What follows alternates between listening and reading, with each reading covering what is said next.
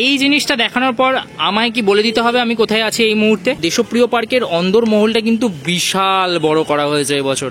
পুজোর জন্য যে স্টেজটা করা হয়েছে সেই স্টেজটা দেখো 3টে লেভেল আছে, ঠিক আছে? এটা first level, second level, third level. আর শিল্পী পরিমল পালের হাত ধরে কি সাবেকি না মানে থিমের প্রতিমা? তোর গেসিং কি বলছে? ভরে উঠেছে মায়ের মৃন্ময় রূপে, পাড়ায় পাড়ায় বেজে উঠছে ঢাকের বাতি, শোনা যাচ্ছে প্যান্ডেলের টুকটাক আওয়াজ। হ্যাঁ, মা সেজে উঠছে, তাই তো সেই পুজোর গন্ধ তোমাদের সামনে তুলে ধরতে আমি, শ্রেয়া আর সৌভিক দুজনে মিলে বেরিয়ে পড়লাম।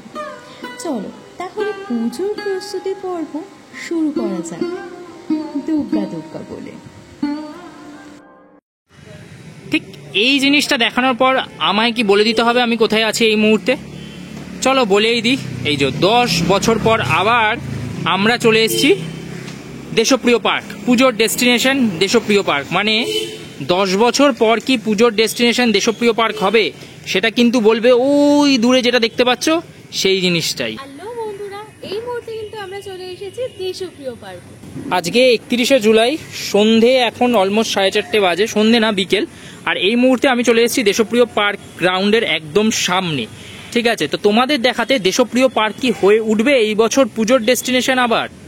তো মূলত খুঁটি পুজোর সময় যখন আমরা দুজন এসছিলাম তখন আমরা দুজন একটা জিনিস বুঝে গেছিলাম যে ওরা নিজেদের মানে হারানো গৌরব ফিরে পেতে চাইছে, রাইট? 10 বছর পর 10 বছর পর, ইয়েস, 10 বছর পর কি আবার সব থেকে বড় দুর্গা হতেও পারে, আবার নাও হতে পারে। এক্স্যাক্টলি, বাট আমার যতদূর মণ্ডপটা দেখে মনে হচ্ছে যে না, বড় দুর্গা না, তবে বড় কিছু, যেটা ওরা সেই সময়ও বলেছিল। শিল্পী পরিমল পাল এই বছর প্রতিমা প্রদান করবে দেশপ্রিয় পার্ককে। বিগত সময়ে প্রদীপ রুদ্রপালের প্রতিমা আমরা দেখে এসেছি। তো চলো মণ্ডপ প্রস্তুতিতে সরাসরি যাওয়া যাক, সেই সময় সব কথা হবে। দেশপ্রিয় পার্ক থেকে আমি সৌভিক, এন্ড উই আর দেশপ্রিয় পার্কের অবস্থাটা ঠিক এরকম, ঠিক আছে? পুরো মাঠটা ঠিক এইরকম জল। এই যে শ্রেয়া অনেক স্ট্রাগল করে আর কি মণ্ডপের উদ্দেশ্যে রওনা দিয়েছে। যাই হোক, পড়ে যাস না, পড়ে যাস না। হ্যাঁ হ্যাঁ, টাকেসিস কাসেল, চল টাকেসিস কাসেল কমপ্লিট কর, ধীরে ধীরে এগিয়ে চলো, কদম কদম বাড়ায় যা।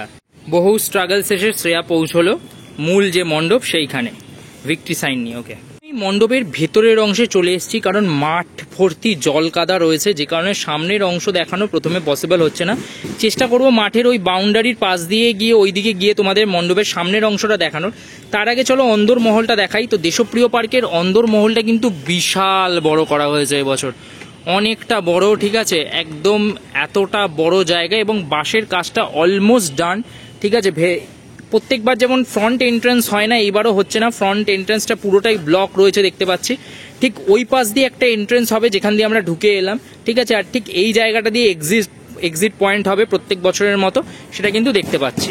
মূলত যদি তোমাদের নিচের অংশটা দেখাই তাহলে এই অংশে কিন্তু প্লাইয়ের যে কাজ, সেই কাজটা কিন্তু অলমোস্ট কমপ্লিট হয়ে গেছে। সমস্ত অংশের প্লাই কিন্তু লাগানো কমপ্লিট আছে, ঠিক আছে? আর এই অংশগুলোতে যদি দেখাই তাহলে যে প্লাইগুলো দিয়ে এই ভেতরের অংশের বিভিন্ন কারুকার্য হবে আর কি, সেই প্লাইগুলোর বা ডিজাইনগুলো কিন্তু অলমোস্ট রেডি হয়ে গেছে। অনেকটা রাজবাড়ি টাইপের লাগছে, তাই না? মানে রাজবাড়ি টাইপের যে জানলাগুলো হয়, হ্যাঁ, রাজকীয় ব্যাপার স্যাপার তো বটে, মানে দেশপ্রিয় পার্ক মানেই রাজকীয় ব্যাপার স্যাপার। তো সেই ধরনেরই কিছু প্লাইয়ের স্ট্রাকচার দেখতে পাচ্ছি, এইগুলো হয়তো মণ্ডপের বিভিন্ন অংশে ব্যবহৃত হবে, সেইটারই কাজ কিন্তু শিল্পীরা করছে।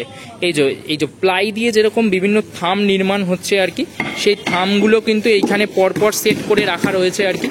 এইগুলো আর কি মণ্ডপের যে এই ওপরের অংশগুলো রয়েছে সেই অংশগুলোতে কিন্তু চলে যাবে। এটাকে যদি তোমাদের ভালো মতো দেখাই তাহলে মণ্ডপটা দুটো রাউন্ড ভাগ আছে। এই একটা বাইরের স্ট্রাকচার রয়েছে, ঠিক আছে?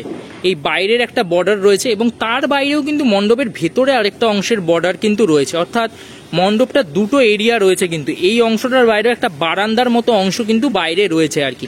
তো সেটাই দেখতে পাচ্ছি যে দুটো আলাদা আলাদা স্ট্রাকচারের মাঝখানে একটা হিউজ গ্যাপ আছে, অর্থাৎ এখান দিয়ে কিন্তু মানুষজন যাতায়াত করতে পারবে সেরকম গ্যাপই কিন্তু রাখা রয়েছে আর কি।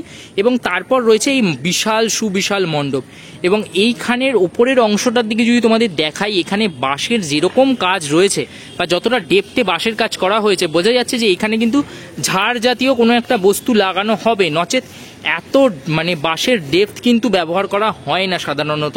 চলে আসি প্রতিমার সেকশনটাতে। এইটা হচ্ছে প্রতিমার সেকশন, যেখানে প্রতিমা থাকে। হ্যাঁ, মানে স্টেজটা বিশাল চওড়া, সাধারণত শিল্পী পরিমল পাল যিনি প্রতিমা গড়েন আর কি, তিনি সাধারণত থিমের প্রতিমাই গড়েন।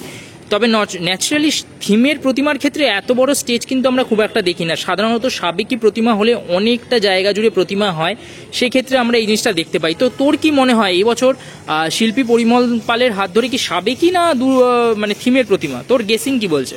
আমার মনে হচ্ছে সাবেকি ধাঁচের সাথে একটা ফিউশন হবে।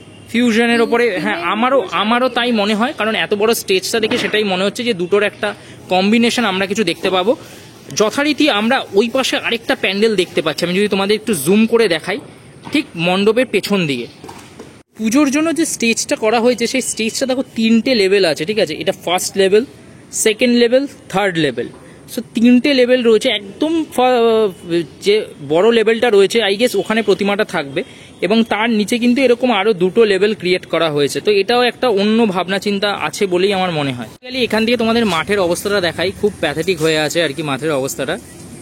এবং সেইখানে যাওয়ার পরিবর্তে আমরা কি করছি না, এই দিক দিয়ে ঘুরে যাচ্ছি এবং গিয়ে তোমাদের একদম ওপাশ দিয়ে দেখাবো হচ্ছে মণ্ডপের ফ্রন্ট লুকটা।